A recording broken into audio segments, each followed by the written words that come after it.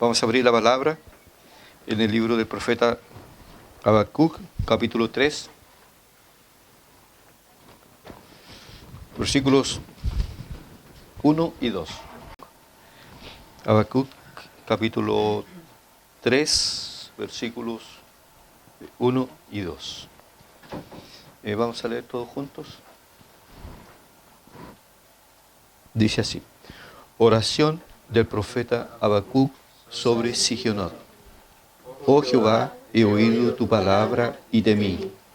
Oh Jehová, aviva tu obra en medio de los tiempos. En medio de los tiempos, hazla conocer. En la ira, acuérdate de la misericordia.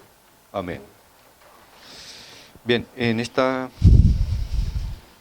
inicio de tarde vamos a hablar entonces por algunos minutos sobre estos dos textos que encontramos aquí, proferidos por el profeta Habacuc, que básicamente es una poesía, lo que nosotros encontramos en el capítulo 3. El libro, recuerden ustedes que es un libro muy especial, el libro de Habacuc, porque trata de una forma específica sobre los problemas, las vicisitudes de la vida y principalmente los problemas que enfrentan los cristianos, algunos por consecuencia de algunos pecados cometidos y otros propios de la vida cristiana, que es necesario que nosotros seamos probados. El profeta Habacuc estaba pasando entonces por esta tremenda crisis de ver que el reino de Judá iría al cautiverio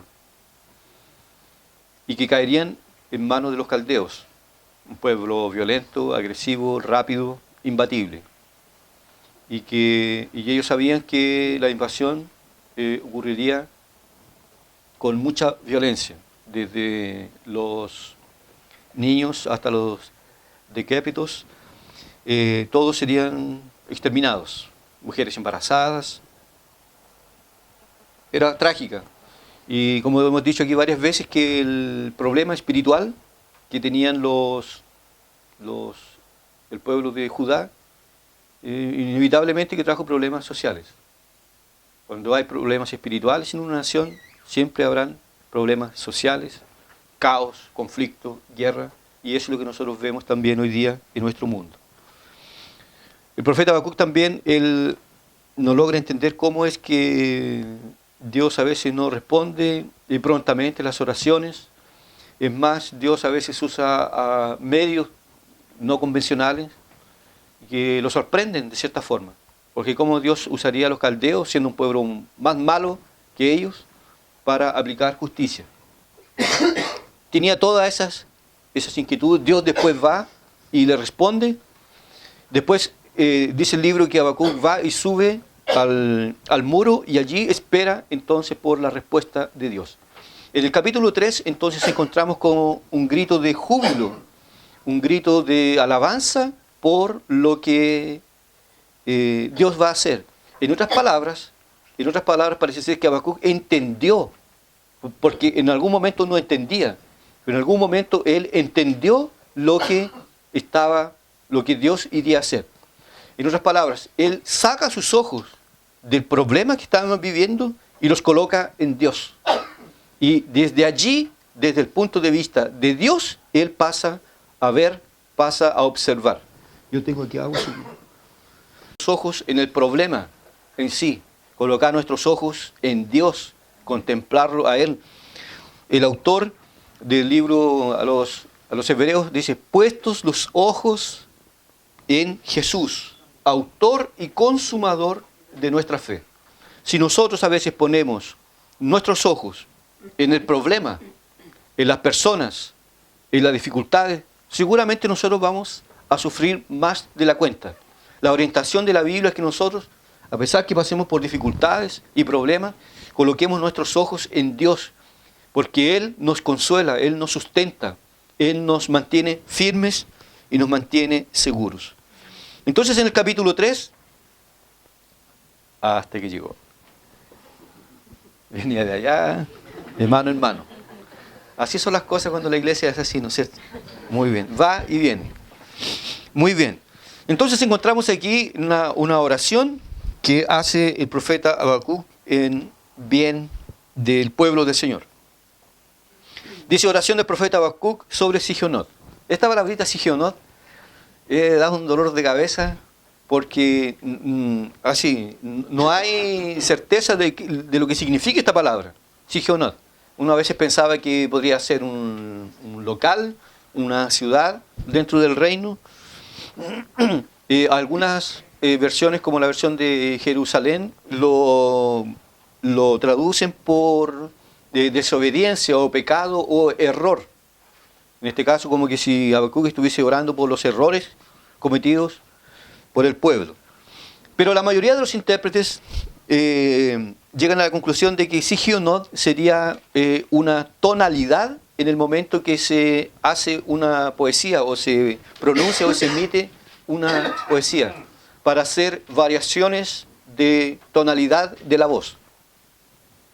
En su Biblia, si usted se da cuenta, en el versículo 3, a su lado derecho, aparece una palabra que dice Sela, terminando con H. ¿Ya? Y esta nosotros la encontramos 2 veces en el libro de Habacuc y la encontramos varias veces en los libros de los Salmos. Tal vez usted no se haya percatado, aparece varias veces. Esta también es una nota para el canto en el cual se indicaba la elevación de la voz, ¿ya? O cambio de tono. Eso significa esa palabrita Sela. Y probablemente Sigionot sea algo también parecido. También cuando nosotros termina el libro de Habacuc, hay un texto que dice abajo, al jefe de los cantores sobre mis instrumentos de cuerda. Por lo tanto, el capítulo 3 es una poesía. Y Sigionot sería básicamente una forma de la tonalidad con que debería pronunciarse esta poesía. Entonces parte con una oración. Oh Jehová, he oído tu palabra y temí. Aviva tu obra, oh Jehová, aviva tu obra en medio de los tiempos, hazla conocer, en la ira acuérdate de la misericordia. Tenemos aquí entonces una graciosa enseñanza relacionada con la oración.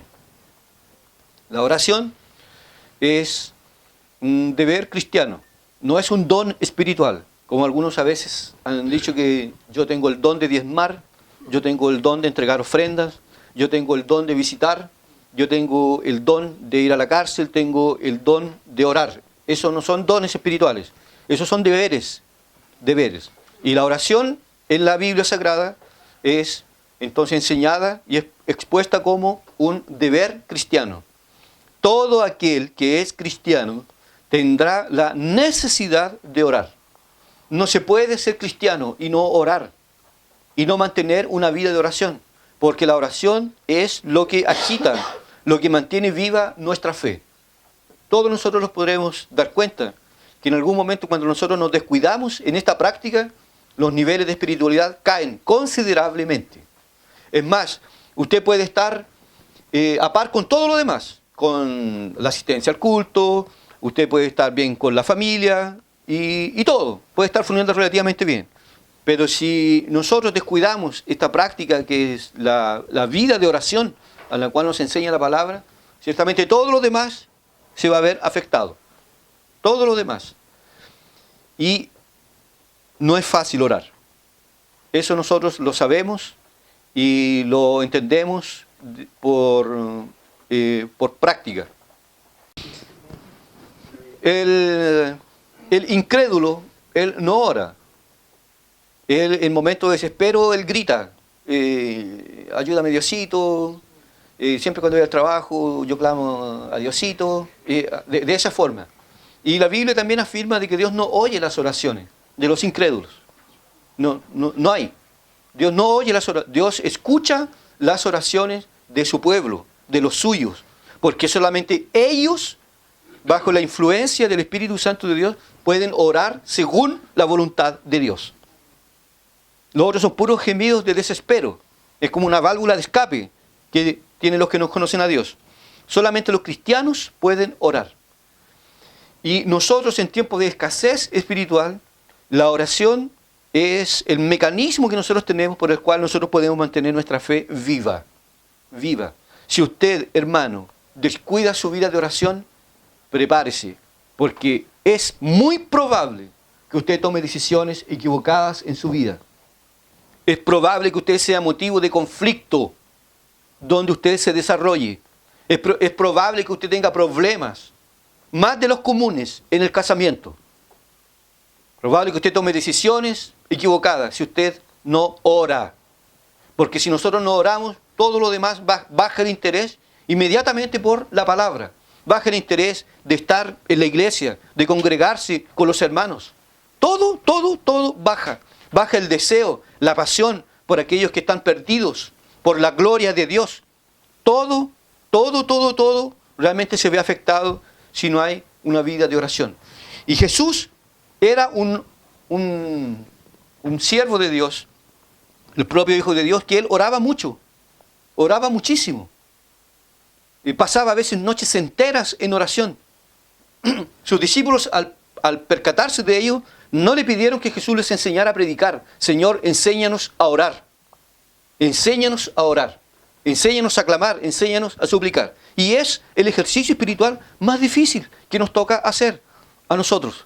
A nosotros, por ejemplo, como los que predican el Evangelio, los que viven del Evangelio, nosotros tenemos dos orientaciones claras de la Biblia. Es decir, todo pastor, su tarea prioritaria en su vida, en su ministerio, es buscar a Dios en oración y dedicarse a la palabra. Son las dos tareas fundamentales de un pastor. Pero también son armas y son mecanismos importantes en la vida de un cristiano, la vida de oración. Entonces, si nosotros no oramos, no buscamos a Dios, seguramente vamos a pasar muchas penurias, vamos a dormir con muchas mochilas, vamos a cargar mucho peso, porque la oración, nosotros aprendemos a conocer a Dios, a descansar en Dios, a caminar en Dios, a gozarnos en Dios. Y no hay excusa para decir, por ejemplo, como generalmente uno a veces escucha, es que yo no tengo tiempo. Mire, nadie tiene tiempo en esta vida. Nadie tiene tiempo. Y todos andamos cansados. Siempre. Es que yo trabajo mucho. Es que yo estudio mucho. Es que yo esto otro. Mire, todos somos así. Y no hubo una persona más ocupada en este mundo que el Señor Jesucristo. Sin embargo, Él siendo aún oscuro, dice ahí Marcos 1:35, siendo aún oscuro, Él buscaba a Dios en oración. Y cuando uno pasa por esta comunión que uno tiene con Dios a través de la oración, llega un momento que uno después ya no puede vivir sin ello. La oración, cada vez que nosotros vamos orando y esto va creciendo más y más, después ya no se contenta con estar en un cuarto, en una pieza, estar orando, después la persona ya voy a ir a dar una vuelta a la playa, voy a ir a tal parte y orando permanentemente, orando y buscando, fortaleciendo la vida cristiana. Aquí tenemos entonces a un hombre de Dios que es la característica de la verdadera espiritualidad, la oración secreta. Y él entonces está orando a Dios. Y la oración básicamente tiene tres puntos que nosotros debemos considerar. La oración debe tener humillación, la oración debe tener adoración y la oración debe tener una petición. Así se compone básicamente porque esto es lo que nosotros vemos aquí en este texto. La oración tiene humillación. Oh Jehová, he oído tu palabra y temí. Él se humilla ante Dios. Hay un libro que se llama Quebrantamiento, que fue escrito hace un par de años atrás por Richard Baxter. Y Richard Baxter, que fue un gran puritano, él cuando trata sobre el quebrantamiento espiritual, él dice que una cosa buena que deberían hacer los hijos de Dios es nunca huir a esta experiencia. Nosotros debemos buscar el quebrantamiento. Y este quebrantamiento nosotros debemos buscarlo empezando por la humillación. Es una autohumillación. Usted lo podrá ver en los escritos del apóstol Pablo cuando dice, miserable de mí, ¿quién me librará de este cuerpo de muerte? Cuando nosotros contemplamos la gloria de Dios, el ser de Dios, y después echamos una mirada a lo que nosotros somos y cómo nosotros vivimos, el contraste es abismante, es muy grande, es muy fuerte. Y eso no puede producir en nosotros otra cosa a no ser un espíritu de humillación, que significa una confesión de todos nuestros pecados. Si usted lee el libro del profeta Daniel, usted va a encontrar allí una humillación por él y por su pueblo. Hemos pecado, nosotros nos hemos desviado. Las culpas están sobre nuestros hombros. Nosotros somos los responsables por todo lo que ha pasado, por toda la frialdad, por todo lo que a veces viene sobre la vida del cristiano. Esto todo es responsabilidad nuestra, porque nosotros nos hemos olvidado de ti. Y es muy importante que nosotros siempre tengamos eso presente en nuestras oraciones. Nos humillemos delante de Dios. Hasta porque la Biblia dice que aquellos que se humillan serán realmente exaltados. Aquí ahora el profeta Habacuc no reclama más, no reclama sobre el juicio de Dios sobre los judíos, parece que pasa a entender que Dios, siendo un Dios santo, no va a dejar impune el pecado de su pueblo. Y él entonces se humilla. Esto es muy importante también para mantener la paz dentro de la iglesia, para mantener la unidad en la familia y dentro del cuerpo local. Una autohumillación, dejar de mirar hacia los lados y tener dos, básicamente nosotros tenemos que tener dos miradas. Porque si usted tiene una tercera mirada, usted se va a ver en problemas. Y en nuestra vida cristiana nosotros hemos visto mucha gente que se ha quedado en el camino. Porque tenían tres miradas. Miraban a Dios, miraban hacia adentro y miraban hacia los lados.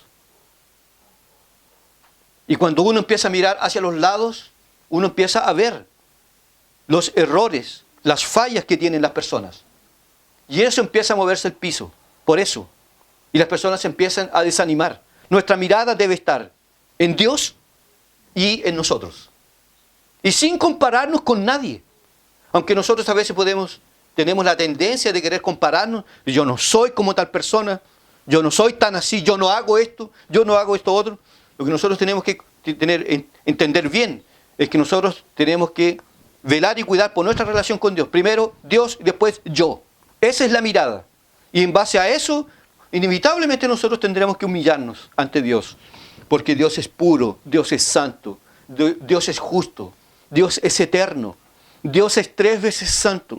Nosotros somos impureza, nosotros somos corrupción, nosotros somos la incredulidad encarnada, nosotros somos rebeldes, nosotros somos tosudos, nosotros somos porfiados, nosotros somos duros. 1, 2, 3, 4, 5, 6, 7, 8, 9, 10 veces Dios hablando. Y dale con la misma, y dale con la misma. Porque somos porfiados, somos duros. Jesús les dijo una vez a los discípulos, vosotros aún estáis sin entendimiento. Porque Jesús le dijo, guardado de la levadura de los fariseos. Le dijeron, falta pan, está faltando el pan. No entendían una cosa con la otra, no podían entenderlo. Por lo tanto, nosotros somos así. Y es por eso que necesitamos humillarnos siempre. Señor, ten compasión de mí. Señor, ten misericordia. O en aquella oración que dijo aquel hombre, Señor, sé propicio a mí, pecador. Si nosotros ponemos la mirada hacia los lados, mirando a la gente, mira, tenga por seguro que usted se va a desanimar. Y es más probable que usted abandone la comunión con los santos. Es más, si yo incluso a veces pusiera la mirada, y es una tentación que uno tiene a veces, poner la mirada en la gente, en las personas, ya habría dejado todo esto ya, me voy a dedicar a otra cosa en mi vida. Oh, la gente porfiada, rebelde. Pero ocurre que si uno mira hacia acá, aquí la situación es peor. El pastor Iván Reyes, que va a estar a fin de mes con nosotros, escribió un texto interesante esta semana en su muro diciendo así de que ya no se escandaliza ni se preocupa con los escándalos o con las estupideces que dicen estos artistas evangélicos. Ya que alguien había dicho en estos últimos días de que los cristianos deberían realmente vestirse para el día de Halloween y usar ropa y ese tipo de cosas. Eso a mí ya no me preocupa y tampoco comento ese tipo de cosas, porque son estupideces. ¿Qué uno puede esperar de ese tipo de artistas? ¿Ah? Si ya perdieron el rumbo de la cosa? ¿Qué se puede esperar? Que produzcan realmente música cristiana, realmente que exalte y que glorifique a Dios. No puede esperar nada. Entonces él dice así, no me preocupa eso. A mí me preocupa otra cosa mayor. Me preocupa la corrupción que hay en mí. Me preocupa a mí la incredulidad, la frieza. Me preocupa el orgullo que tiene muchos tentáculos que me atrapan, que se camuflan en mi vida cristiana y me engañan y me endurecen y me llevan a pensar que soy mejor que las demás personas. Esa es una mirada en Dios y en uno. Y siempre debemos estar rogando, suplicando y clamando. A veces cuando uno conversa cuando surgen problemas de marido y mujer, entonces uno nota cuando le dice, hermana, ¿qué tiene usted? ¿Qué usted diría sobre su marido? Y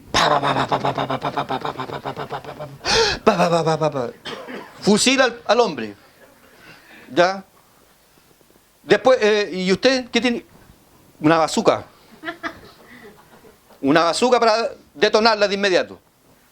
Una vez le pregunté así, me dijo, pastor, usted sabe que yo me divorcié, y la mujer no era muy buena, cuando pololeamos era una maravilla, pero después cambió y no dio otra que tuve que separarme, tuve que divorciarme. Y le dije, ¿y cuál fue tu error? Háblame de tus errores. Ahí llegué y me dice, mi error fue haber sido muy bueno.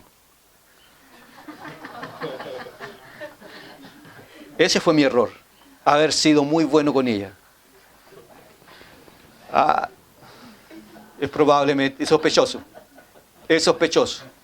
Probablemente la falla estaba ahí, estaba en él, más que la persona. La oración requiere una humillación y nosotros siempre debemos estar rogando, suplicando a Dios que tenga misericordia de nosotros. Porque nosotros somos un problema ambulante. Nosotros ya somos por naturaleza. La palabra lo dice que desde el vientre materno fuiste llamado pecador. Ya eres corrupto por naturaleza. Y la pregunta es, ¿nosotros vemos esta necesidad en nosotros? Que el problema no está en la gente, en cierta medida, sino en nosotros mismos. En segundo lugar, la oración también lleva una nota de adoración. Es importante que nosotros en nuestra vida cristiana tengamos un tiempo para adorar a Dios. He notado que nosotros a veces poco hablamos sobre la adoración a Dios. Se habla poco sobre esto. Y es algo muy importante en la vida cristiana, que nosotros podamos contemplar la grandeza de Dios y podamos exaltar a Dios y podamos bendecirle y podamos alegrarnos y gozarnos en Él por toda la eternidad. Porque Él es nuestro gozo, nuestra paz, nuestro contentamiento. Nosotros no encontraremos paz en la familia, en marido, en mujer, en los hijos. Mi gran sueño sería ser padre, sería ser madre. Y después uno ve a algunos padres que dicen, ay, cuando eran niños, eran tan lindos, crecieron y dieron problemas. En estas cosas de la vida hay aflicción, hay tribulación. Nuestro gozo debe estar en Dios. Siempre gozarnos en Dios. Adorarle, exaltarle, bendecirle. Apocalipsis 4 y 5, nosotros encontramos una ventanilla por la cual podemos observar cómo es la vida en el cielo. Y allí entonces hay cánticos de exaltación a Dios. Se adora al Cordero de una forma extraordinaria y gloriosa.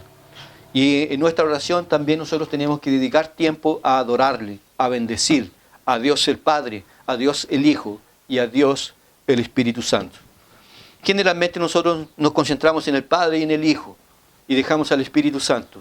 El Espíritu Santo también es Dios y también es una persona que hace parte de la Trinidad que también tiene que ser adorado. No que necesite ser adorado, porque el Espíritu Santo no tiene necesidad de nada. Eso no se puede aplicar a Dios. Dios no tiene ninguna necesidad. Dios es autosuficiente. Nosotros necesitamos de Él, pero no Él de nosotros. Nosotros con Él somos todo, pero Él, sin nosotros, Él es el mismo. Ni aumenta ni disminuye. Debemos aprender a gozarnos en Él, a cantar, a exaltarle y bendecir su nombre. Y termino hablando entonces sobre la tercera característica de la oración. Primero es la humillación, la adoración y la petición. Y aquí nos vamos a detener un poquito más. Dice él: oh Jehová, aviva tu obra en medio de los tiempos. En medio de los tiempos, hazla conocer. En la ira, acuérdate de la misericordia. Cuando estés pegando, cuando estés castigando, cuando estés derramando tu ira sobre nosotros, acuérdate de tu compasión, de tu misericordia, que nosotros no vamos a aguantar mucho. Ten misericordia en el día de la ira. Bien, el profeta entonces clama a Dios, y esta oración es una oración maravillosa. Contrario a lo que nosotros vemos a veces en los cultos y las reuniones, el profeta no ora por trabajo, ni por una compañera, tampoco ora por la familia o por la sanidad. Nosotros decimos así: hermanos, vamos a tener un momento de oración. No sé si alguien quisiera tener algún pedido de oración por trabajo, por familia, por sanidad, por esto otro. No es que esto sea malo en sí, o sea pecaminoso, y sea ilícito. Nosotros podemos orar por trabajo, nosotros podemos orar por la familia, podemos orar por sanidad de alguna persona. Tanto es así que en la oración modelo nosotros encontramos la expresión: danos el pan de cada día. Es decir, Señor, danos el trabajo, danos fuerzas para trabajar, la disposición para hacerlo, para poder tener sustento. Ese es algo digno. Pero el profeta va más allá de eso. No ruega ni clama por eso. No pide tampoco, el profeta Habacuc no pide cambios en el plan de Dios. Tampoco él decreta y ordena y declara, como algunos a veces lo hacen. Yo declaro, yo no acepto, yo hago esto, yo exijo, en el nombre de Jesús, yo exijo, yo mando, yo ordeno. No, aquí no hay nada de eso. Ni aquí ni en ninguna parte de la Biblia está eso. ¿Ah? No, aquí en ninguna parte de la Biblia está que nosotros tenemos que andar amarrando espíritu ni nada. La única cosa que usted puede amarrar en su vida es el cordón de sus zapatos. Lo demás no puede hacer nada más, solamente esperar y confiar en Dios. Nada de eso nosotros encontramos. El profeta ruega entonces por la obra de Dios. Esa es la oración que hace el profeta. Señor, aviva tu obra. O visita tu iglesia, visita a tu pueblo. Ten compasión y misericordia y bendice a tu iglesia. Tu iglesia fenece. Tu iglesia está muriendo. Tu iglesia, tu pueblo, está en decadencia. Avívala, renuévala, restáurala. Y esta es la oración que lamentablemente nosotros pocas veces escuchamos. Y que debería estar presente en nuestras devociones personales. Orar para que Dios bendiga a su iglesia, para que Dios avive su pueblo. Y ahí nosotros encontramos esta palabra gloriosa: aviva tu obra. En otras palabras, el profeta Habacuc está orando por un avivamiento, está orando por un despertamiento de la verdadera fe en el pueblo de Dios. Esta misma oración hizo nuestro gran hermano David Brainerd, el misionero americano, que estando ya él casi listo para partir de este mundo, dijo entonces que el reino de Cristo avance y prospere aquí en la tierra. Señor, que el reino avance, que el reino prospere. No importa la iglesia, no importa el nombre, no importa el letrero que tenga, pero si es tu iglesia, si es tu pueblo, si son los tuyos, si son tus escogidos, que avance, que prospere, que crezca cada día más. Este es un ruego más importante de todos en los días de hoy: rogar a Dios por un avivamiento, que es una manifestación gloriosa y extraordinaria e incomún de Dios por la cual el Espíritu Santo de Dios enciende las llamas del verdadero fervor espiritual, mostrándonos de una manera graciosa y nítida la persona de nuestro Señor Jesucristo. Esto es un avivamiento. Y esta es la mayor necesidad de la iglesia en los días de hoy, que Dios visite a su pueblo, que el Espíritu Santo de Dios nuevamente encienda la llama, nuevamente visite a su iglesia, que la iglesia nuevamente pueda volver a la palabra y que la iglesia pueda tener días de fervor espiritual. Esta es la mayor necesidad de todas.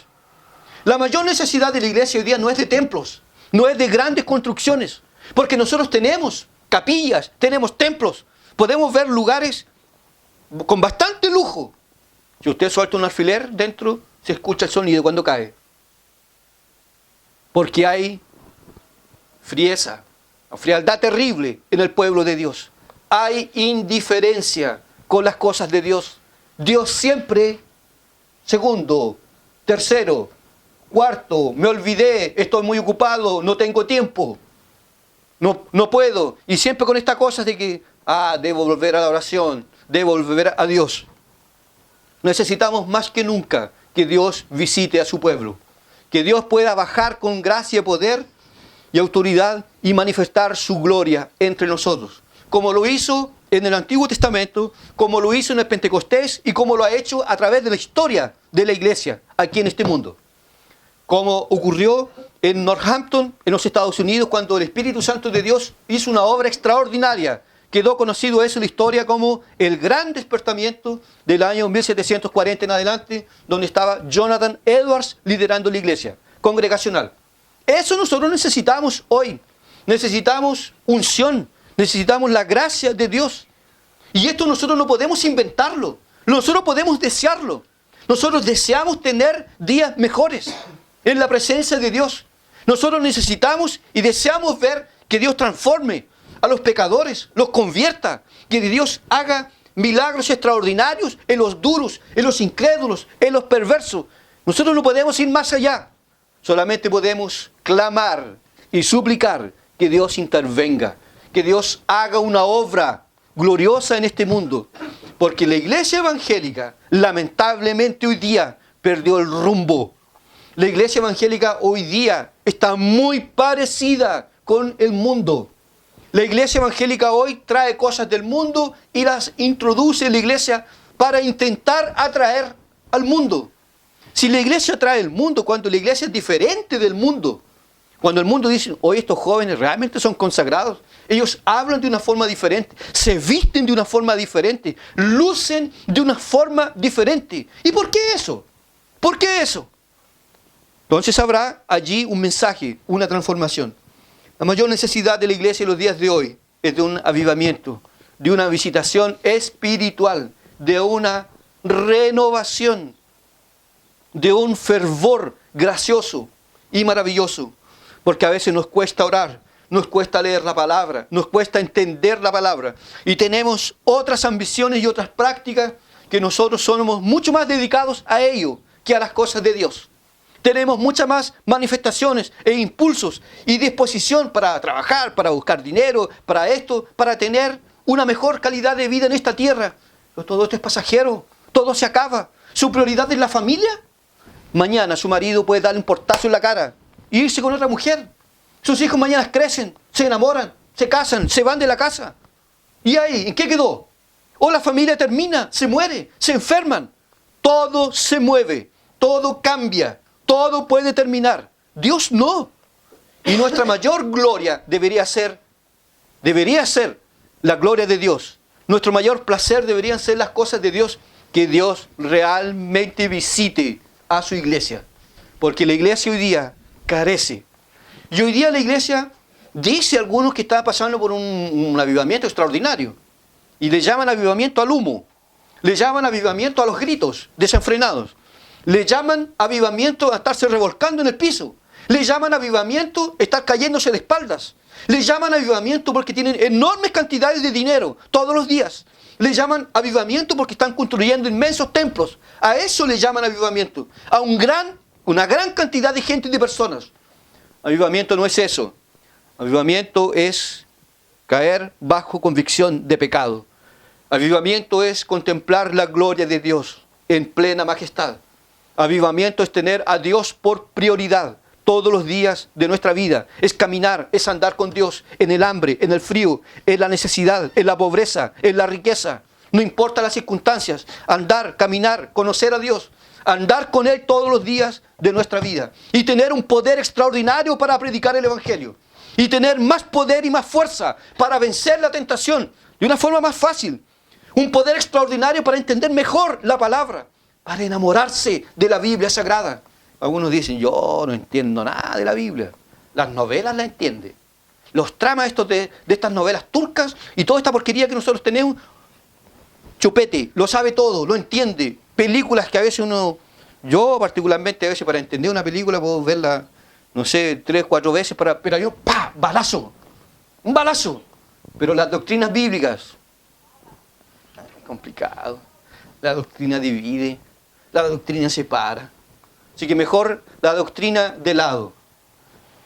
Necesitamos de un toque de Dios para poder nuevamente volver al centro del Evangelio. Y que cuando usted se suba a un bus y se siente allí, usted puede experimentar de una forma graciosa cómo la gracia de Dios le inunda. Y no hay otra cosa que lágrimas en los ojos. Se siente vil. La gracia de Dios está allí, supliendo cada una de nuestras necesidades. Pregunto, hermanos, para terminar. A nosotros nos preocupa. Nosotros tenemos una preocupación por el nombre y por la gloria de Dios. O el mundo ya le faltó el respeto, se mofa y se ríen de las cosas de Dios. Nosotros tenemos una preocupación por la gloria de Dios. A nosotros nos preocupa el estado y la condición espiritual de la iglesia. ¿Nos preocupa eso? Nosotros sabemos que la iglesia hoy día tiene un color pálido. Debería tener la fase con estas manzanitas. ¿Ah? Bien vivas. La iglesia tiene su rostro pálido. Tiene anemia. La iglesia no busca a Dios. La iglesia está acuartelada. La iglesia tiene miedo. La iglesia manda a los locos al psicólogo. La iglesia parece que no tiene más poder. La iglesia no cree más en la predicación. La iglesia no cree más en la sola escritura. Solo el poder de la palabra de Dios. ¿Estamos preocupados nosotros con eso? Necesitamos un avivamiento para que la gloria de Dios brille en estos días. En estos días de frialdad, de frieza espiritual, necesitamos que Dios nuevamente revigore a su iglesia. Y necesitamos poder y autoridad para vencer el pecado, volver a la palabra y salir al mundo a predicar el Evangelio. Para que los pecadores sean convertidos, sean transformados por el poder del Evangelio. En los días de Whitefield, le prohibieron predicar en el templo. Pero cuando aún predicaba en el templo, la gente iba y se agolpaba. Y la gente se colgaban de las ventanas para escuchar la predicación. Porque había una unción, había un poder extraordinario en su predicación. Y en la plaza la cosa se tornó mayor.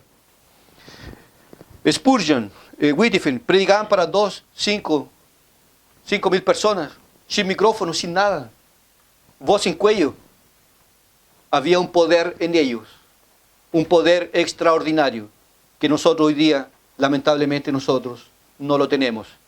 Y que tristemente, algunos lo simulan. Porque hay algunos segmentos de la iglesia que confunden gritería con avivamiento espiritual. El predicador, ahí nomás. ¿Por qué? Porque ni siquiera se le hinchó la vena. Pero el otro casi pierde la voz, quedó disfónico. Ese estaba lleno de la unción. Se confunde el grito, el humo. Se confunde el boche con manifestaciones extraordinarias del Espíritu Santo de Dios. Dios a veces trabaja en el silencio. En el silencio, nada de boches, de gritos, de nada, de andarse revolcando en el piso. Eso no es avivamiento. Avivamiento es poder contemplar la gloria de Dios. Y cuán grande es la necesidad que nosotros tenemos de Dios. Hermano, ¿cuál entonces es la mayor necesidad, la mayor preocupación que nosotros tenemos en la vida? ¿Cuál es? ¿Dinero? ¿Tener? ¿O nuestra mayor necesidad es de Dios, de su gracia y de su gloria? Que Dios tenga misericordia de nosotros, porque a veces Dios se levanta y castiga a la iglesia, la corrige. Y por eso es que Él dice, Señor, en el día de la ira, acuérdate de la misericordia. Si nos castigas, lo merecemos, pero ten misericordia. Es como decir, Señor, pégame nomás, dame, pero con amor.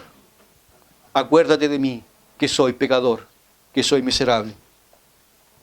Nuestra única preocupación entonces debería ser que mi corazón esté en Dios, gozándose en Dios. Que su camino sea el mío, no importa cuán duro sea. Yo quiero andar en tus caminos. Quiero que tus caminos sean mis caminos. Que tu luz sea mi luz. Que tu lenguaje sea mi lenguaje. Aunque sea duro para mí. Pero quiero andar en ellos, gozarme en ellos, andar en ellos. Que Dios en esta semana tenga misericordia de nosotros y nos ayude y roguemos por la iglesia. No solamente por nosotros, por la iglesia cristiana, donde ella se encuentre. Que Dios la visite, que Dios la renueve, que la iglesia pueda volver a la palabra, que la iglesia se divorcie de la filosofía, de la metodología mundana y vuelva a la palabra de Dios. Amén.